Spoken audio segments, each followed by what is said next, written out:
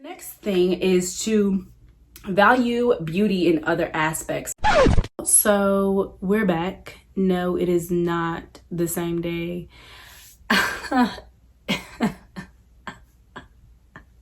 me just say this. If you want to make a YouTube channel, please, I need to make a separate video about things that I wish I knew, because honey, I lost the rest of the footage for this part 2, so I'm refilming it.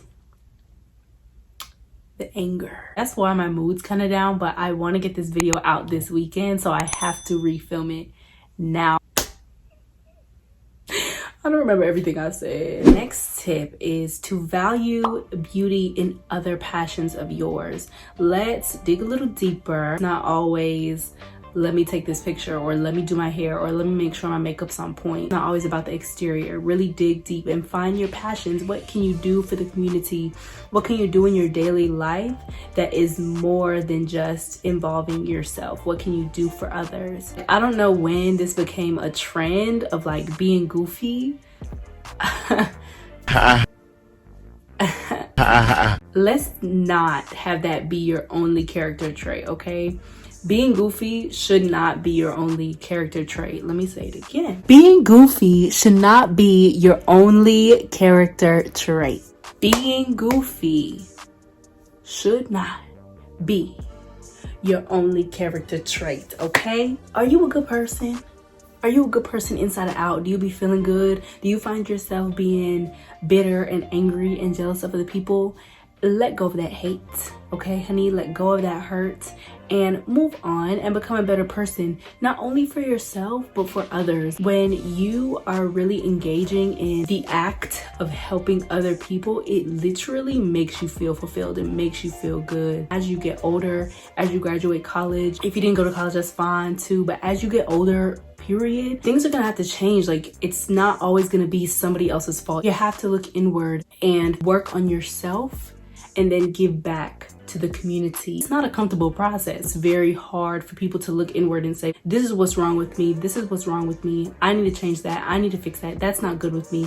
You know, and actively change those things. It's a long process and it's never ending in a way. You're always going to find something that you can improve, and it's not always going to be flowers and daisies. Like, you know, I find myself being tired a lot of the time, but I actively have to self-motivate and find little things that really do motivate me so that I can continue bettering myself for myself, most importantly, but also for the people around me. Because then, let's tie it around. Let's tie it around. Your aura is going to be positive. You're going to be a positive person. People are going to want to be around you. They're going to want to hear what you have to say. That's why I'm so thankful for my friend to even ask me to do this video. That's why I'm like, Jillian, like, you have to stop being lazy. You have to edit. You have to get these videos out for her, because obviously it's something that she needs. Yeah, just value beauty, okay, and other things. Also think about how you make people feel when you're around them. How do they leave feeling? Like, do they leave feeling drained, like their energy is drained? And it's okay to ask people. Some people may not be honest with you. I'm very blunt and I will let you know. I know those people that you like. There are people that I don't hang out with on purpose because I know that they're just going to be negative. Something happened today that they just hate, or they're going to be scrolling on social media and going to be talking about everybody on the timeline, or you know, like, you just leave that person feeling like your energy is sucked out of you, feeling like, dang, I gotta be miserable too. You know, misery loves company, so you have to distance yourself from those people. But if you really don't know how you come off, you can ask people that you trust. Like, when you hang out with me, after we hang out, do you feel happy, or do you feel sad, or do you feel annoyed? Like, how do you feel after you hang out with me? And so that can give you a little bit more insight into how you are. And you can be alluring in your own way. Exterior is not going to be enough, okay? Beauty fades. You're going to need more than that. How you present yourself is really what captures people's attention. And that doesn't mean that you necessarily have to be attractive. Yeah, you don't necessarily have to be attractive to attract people, because beauty is in the eye of the beholder, really. Like, I'm ugly to somebody, you know, maybe not to most.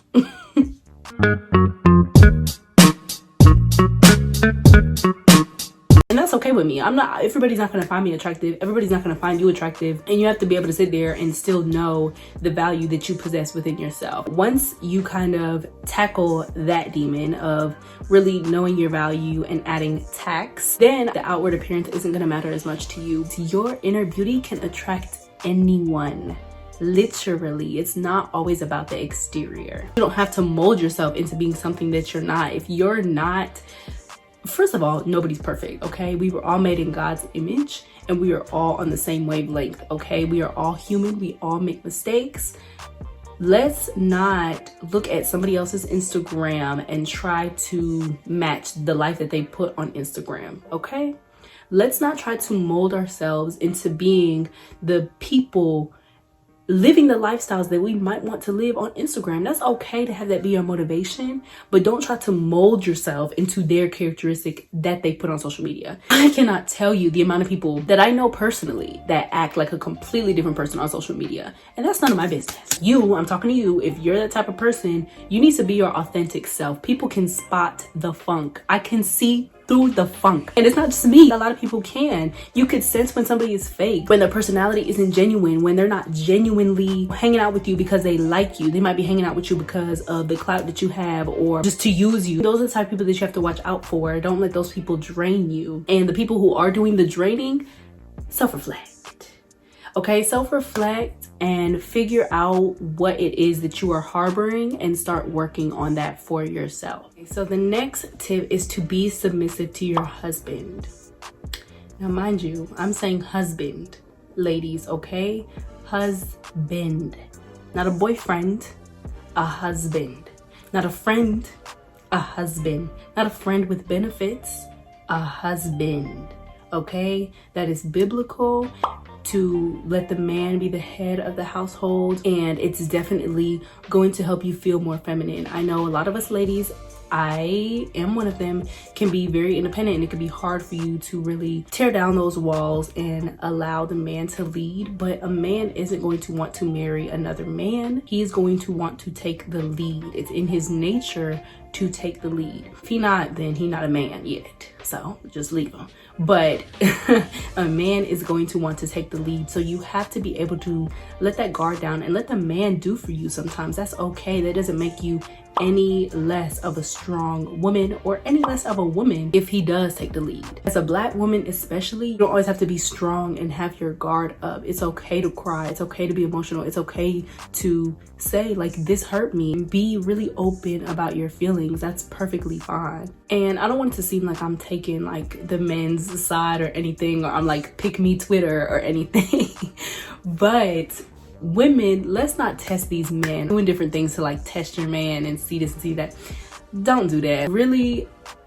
And I feel like you learn this as you go, like as you experience relationships, as you experience dating, as you grow up, you learn certain things that are just petty or that you just don't do because it's like, what's the point? And that's one of the things. So like testing your man, if that's your husband, there's really no need to continue testing him. Like I can get it in the boyfriend stage, the dating stage, honeymoon stage. Like you want to make sure that, you know, you are using your discernment and you're looking at red flags and doing all that kind of stuff. But you also want to keep in mind that men want to be treated with respect. You know, they want to be treated with respect the same way that women do. You set your standards. That's actually the next thing. So let me go ahead and say that because I'll be getting off track. The next tip, look at this. Isn't that crazy? Well, this is, I cracked my mom's laptop. Do you see? It's missing file. So I'm sitting there looking at the titles for, it's so sad. But anyways, it says to set high standards. Set high standards, set high standards, set high standards.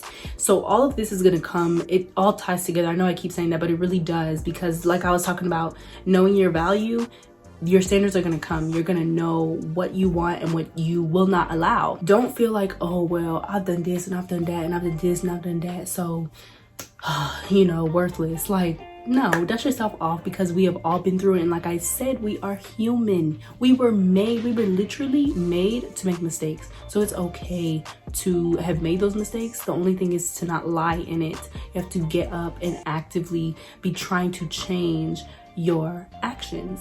So like I was saying with the men and not testing them. So once your standards are set, right, you can say, okay, well, this is what I expect from him as my boyfriend. Now, after some years go by and y'all are getting closer to maybe making this long term, then that could be different. Your expectations can change because obviously this is somebody that you see a future with. So it's not really testing, it's more like, let me communicate my expectations. This might be long term. Let's communicate about what it is that we look for.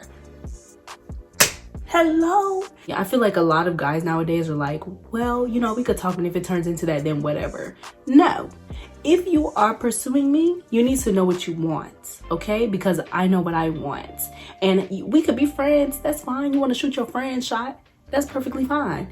Because a lot of guys can do that because they feel like being friends with a girl, you know, later on down the line, it might be something, a girl that they're interested in maybe. So I'm fine with being friends, but if you pursue me on some flirtatious stuff, then I'm gonna assume that it's either one thing or the other. Either it's a hookup or a relationship. Which one is it? Because if it's a hookup, you didn't even make it to my text messages, sir. Okay, so that's the way that you can test people. Not doing like mind games or anything with them, but just being upfront and communicating about these things and seeing how they act. Actions speak way louder than words. So you don't even need to test somebody. They're gonna show you, you know what I mean? If somebody wants to talk to you, if they really want to get to know you, they're gonna put that effort in. And if they don't, it's black and white, honey. if 2 + 2 is 4. Seriously though, like their actions are gonna speak louder than words. So along with setting standards, it's not only with romantic relationships, right? It could be with friendships, work relationships, siblings, parental units, okay? It can be with all those types of relationships. It doesn't have to be romantic. If you want to be friends with somebody, it's the same thing. You don't have to test them, but you look for red flags so that you don't end up in a situation where you are being used or the energy is being sucked from you. For example, if you have a friend that only calls you to use things from you, right? 2 + 2 is 4. You notice that they only hit you up. Hey girl, you think you can take me to the beauty supply? Oh yeah, girl, that's fine. You know, let's go, right? Y'all go. You weeks go by, you put on Instagram that you're sick, you're having a bad day, no call or text from this said friend, but in a few weeks, Oh, hey girl, I seen that you was sick. You okay? Okay, yeah. You think you can take me to Walmart? Idiot, menke, nonsense, foo. I don't even have friends like that because don't play with me. Like, people know not to play with me. But if you have a friend like that, if that hit a spot for you, that can just be an acquaintance, okay? You can cut off accordingly. You don't owe anybody anything, okay? You don't owe anybody anything. You don't owe anyone anything. I tell my sister this all the time. She'll be like, oh, you have to take me here. I don't have to do anything but stay black and die, okay? You don't have to do anything that you don't want to do, so you can be nice. If somebody were to do that to me, I would just be like, you know, girl, you always hit me up when you want something. I think I did that to somebody. And just see what they say. You know, if they're like, what do you mean? Like, give me examples. Give them examples. If they're still like, okay, well, you know, I thought we was friends. Okay, think about what they do for you. And think about all the things that I just talked about. How do you leave them feeling? Do you leave them feeling used and abused? No, but seriously, do you leave them feeling like you haven't gained anything? You didn't even gain a good conversation. You didn't gain a good tidbit of advice. Like, friends are supposed to be there for you. Friends are supposed to hold you down. They're supposed to be there at your lowest and at your highs. They're supposed to be there to comfort you like a friend. We know what friends are. Cut accordingly, like acquaintances and friends. Some people don't even need to be acquaintances. They can be just there. If a friend is starting to act a certain way, that's fine. Cut them off. It's not always that easy because you might be a super nice person, or you might feel like, well, I was there for them through this and that, so I should be there for them through this.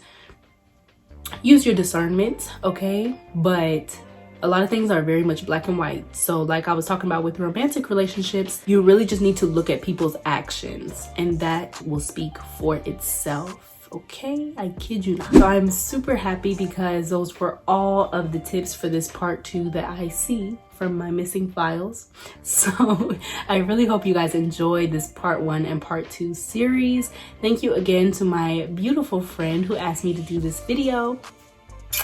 And with anybody else who asks me to do a video, requests a video, I will do it, even if it's one person like with this video. If you're not already subscribed, please make the decision to do so. If you like me. If you don't, the can't be everybody's cup of tea because me is not a mug. So if you don't want to subscribe, it's fine. But please subscribe, okay? Because I don't care about the numbers, but YouTube does. What else? Come on, Jillian. Oh, like. I already said subscribe. Turn on your post. Shit. Turn on your post notifications so you know. I feel like it's because of the light. It's so hot, and then I be getting hot, and then I'm tired, and my iron low, and I'm just like, dang. Like I'm about to pass out. The hair down is, I'm neck hot. I'm hot. Okay, I need a fan. Yeah, turn on the post notification if you want to know when I upload a new video. Follow me on Instagram, Twitter. You know, I'll be tweeting a little sometimes. You know, I more so retweet and like, but whatever. You can follow me on there if you want. I post more on Instagram. You'll be able to see like more upcoming videos, yada yada yada. So yeah, thank you for coming. I hope you enjoyed. And with all that being said, stay blessed and stay sweet.